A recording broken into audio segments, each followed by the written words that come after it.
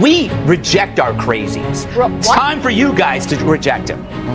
Okay. Give me a crazy person, I'll reject him. Donald Trump. See, that's your problem. He's not crazy. That's your problem. Everything in the restaurant to like the restaurant. There are things, I go to a restaurant, I don't eat any seafood, but I like that restaurant because it's got steak. There are things that Trump will do that I will disagree with, but the entire package is as close as you're going to get to what Americans want. Trump is redefining basically what a human being can do in 24 hours. First, if your name has the word sun in it, there's no excuse for not knowing how an eclipse works. But it's no surprise that Joy is the one who understands science. She's been on the science diet for years. In a world where woke liberalism dominates the narrative, one man refuses to back down. Greg Gutfeld. Armed with his sharp wit and no-nonsense attitude, he didn't just challenge Jessica Tarlov, he completely dismantled her arguments, leaving The View shaken in a fiery live debate. From intense clashes to jaw-dropping moments, this showdown is one for the books. But before we get into the details, let's talk about Jessica Tarlov. During a heated exchange on the 5, she was asked about her favorite executive order. Instead of giving a straight answer, watch how she cleverly shifted the focus back to herself, Yam Tahir. After hearing all this, it's clear where she really stands. Somehow, she managed to drag Biden into the conversation, completely derailing the discussion. When the focus shifted to Trump's executive orders and his bold promises for America on day one, she skillfully twisted the narrative back to herself, attempting to challenge Gutfeld's position. But here's the kicker. When asked to provide a detailed list of her own ideas, she dodged the question entirely, telling others to refer to the list instead. One executive order. My favorite as a Democrat or my favorite as an American? I don't see why you should can't you be both? differentiate. Well, because there's some partisanship going on in all of this. And So there are you points admit to be that made. some partisanship is un-American? I think to some degree, of course. I think Thank you. there is some consensus to be had in this. And, you know, like the back to work policy that will penalize some people that I think have legitimate reason to need to work from home, and hopefully they'll be able to make their case, whether that's they, taking care of a loved one, they maybe have moved during the pandemic and are still doing their job effectively. But I think it's a good thing that people are in their office. Did she choose this from all the executive orders Trump made? Yes, you heard that right. That's exactly what she picked. In my opinion, she's better suited to work for MSNBC Plus rather than sitting here. But that's not even the craziest part. She went on to claim that Trump went too far with the DEI program. And apparently that's not something she wants to address any further. I think some of the DEI programs went too far, and everyone has accepted that in the public and the private sector, right? You have a huge surge of roles in companies large and small after the murder of George Floyd, and a lot of them have just quietly gotten rid of them even before it was clear that Donald Trump was going to win again. So I think that we can talk about things like that. I think you can even talk about the EV mandate. All of the automakers who share the same aspirations and goals as former President Biden have said we're not going to make our targets. So obviously we need to reassess that to some degree.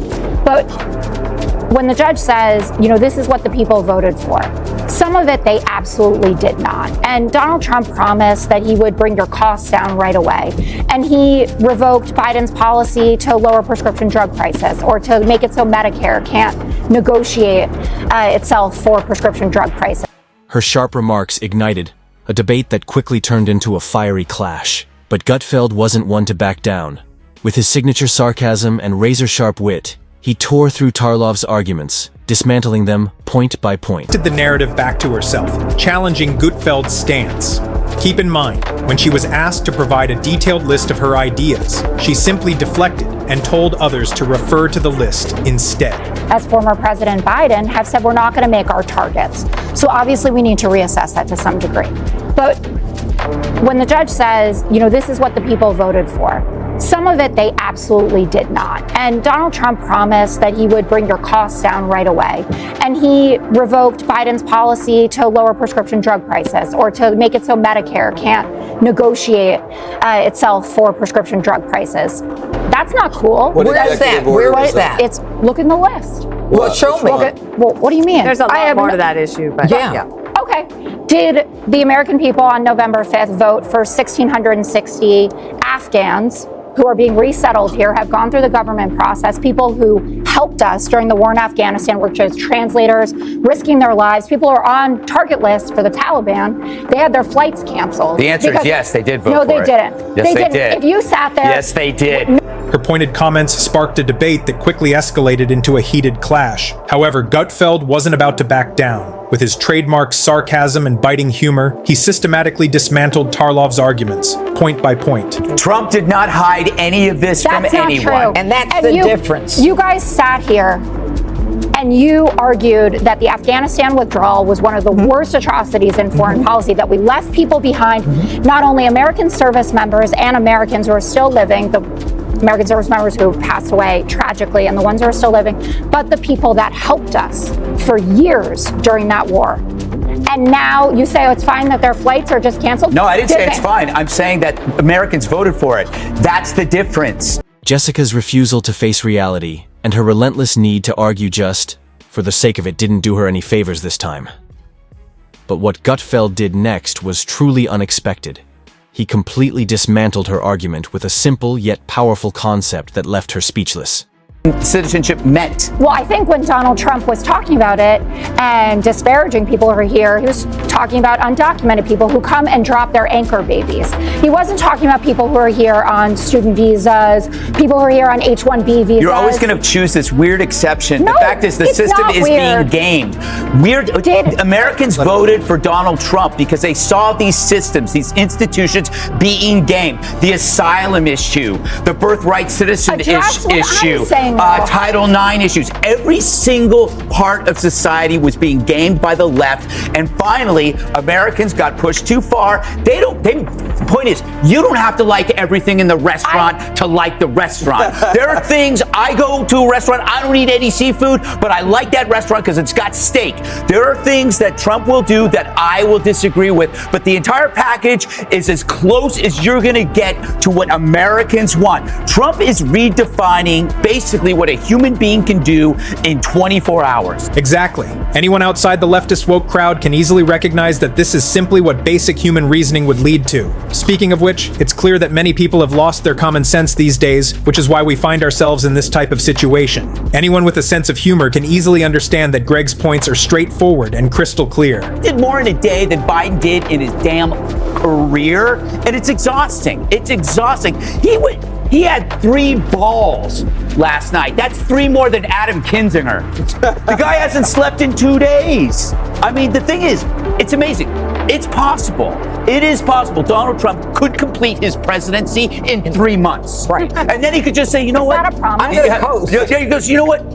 JD, you take it from here. I think I did everything I could do. It's incredible. And by the way, you brought up, and you said it was a good thing, the fact that like these people have to go back to work, but then you mentioned all these challenges they have. Well, welcome to America. Every single one of us has a challenge, but yet we come to work. I'm not going to pay for their porn addiction. If they want to sit home in front of Pornhub and go, I have chronic fatigue syndrome, you know what? Everybody in America could stay home because they have a sick loved one or a baby, but they aren't. They're coming to work. They should go. I'm glad that he got rid of the appointees. I need work around the house. Anyone outside the leftist woke bubble can see this for what it is, just basic common sense. But in today's world, it's clear that many people have lost their grip on reality, which is why we keep ending up in these debates. Anyone with a sense of humor can recognize that Gutfeld's points aren't just sharp, they're straightforward and crystal clear. Single day one, they say Elon Musk made a Nazi salute. Right. And I'm beginning to think, they know they're lying. So why are they doing this? Because they realize they cannot rebuild their credibility. They're like a fat guy on death row. What's the point in dieting? You're already dead. Greg is not someone who blindly applauds Trump. He has spent decades fighting against this nonsense and the biased media. However, this side of him is often overlooked by many. As he stated, if you're the one losing your sense of gender, you need to accept it and move forward. To all the liberals watching this, or if you have liberal friends, don't forget to share and like the video, because Greg has an important message to share. Pretend that I'm not talking to Jessica, but I'm talking to the whole Democratic Party. So liberals, in their very best sense, are the party party of empathy and compassion. The problem is they extend that benefit to people who prey upon innocent citizens. That is their problem. They don't know the boundaries to their compassion or their empathy, and that's why they need conservatives to say, hey, knock it off, pull back. But why do liberals have to accept certain positions that are that bad? Like, why do they have to make excuses for rioters and looters? That is not necessarily a liberal position. They don't have to do it.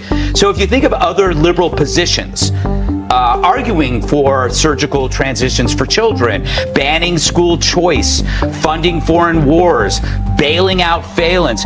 What if these aren't liberal positions? They're just awful ones. Then you could reject them. You don't have to sit here and defend tampons for boys. You could just say, you know what, there's nothing liberal about that, right? Only nut jobs want kids to have nut jobs. It's not about being liberal or conservative. But the problem is the Democrats have allowed radicals to define what is liberal. So tampons for boys, suddenly, Jessica, you have to defend it. You shouldn't have to. You know, liberals were always against conversion therapy. That was a psychological attempt at curing homosexuality. Now they're defending invasive surgical solutions to do the same thing.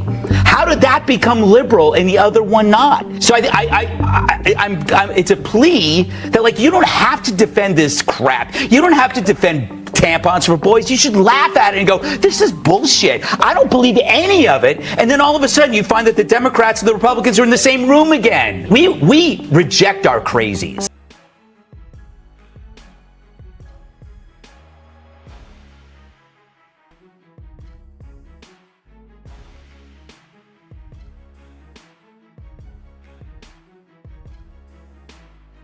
And she was like, Jesus is coming. I'm out. I'm out. I'm leaving. We've got a solar eclipse. We've got the earthquake. She ran down the hallway. The rapture is here. The rapture's here. And then also I learned that the cicadas are coming. Cicadas. Although I love for the first time in like 100 years, but for the first time in many, many years. No, every 17 years this happens. Well, that's not what I read, but maybe, you know better. All those things together would maybe lead one to believe that, you know, either climate change exists or something is returning. Earthquakes are not at the mercy of climate change. It's underground. It happens. And the eclipse, they've known about the eclipse coming because eclipses happen, and they actually can say when these things are going to happen. Example of the kind of policy Jessica seems to wish the Trump administration had embraced. That's not what I read.